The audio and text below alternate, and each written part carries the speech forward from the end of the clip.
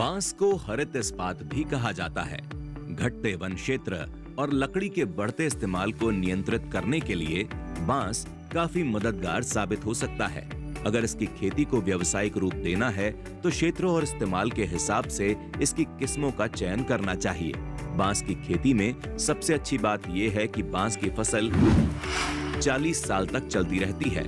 बांस की खेती के लिए किसी खास तरह की मिट्टी की जरूरत नहीं होती।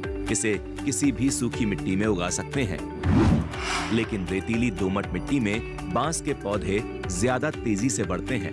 बांस के पौधों पर जलवायु परिवर्तन का भी कोई खास असर नहीं पड़ता।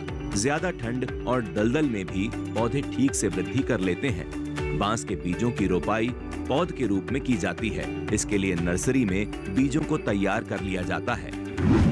नर्सरी में पौध तैयार करने के लिए क्यारियों को तैयार किया जाता है। इसके बाद 30 सेंटीमीटर की गहरी खुदाई कर गड्ढों में सड़ी गोबर की खाद को भर दिया जाता है और गड्ढों की सिंचाई कर दी जाती है।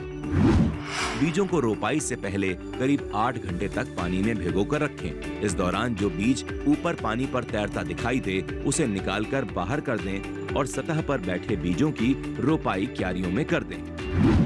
रोपाई की बात करें तो बांस के पौधों की रोपाई खाली पड़ी जमीन या फिर खेत किनारे बाड़ की तरह की जाती है।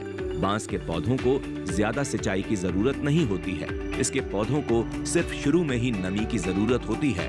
बांस के पौधों को खरपतवार से बचाना जरूरी है, क्योंकि खरपतवार बांस की बढ़वार को पूरी तरह से रोक देती है। इसके लिए समय समय पर निराई गुड़ाई कर खरपतवार को निकालते रहें।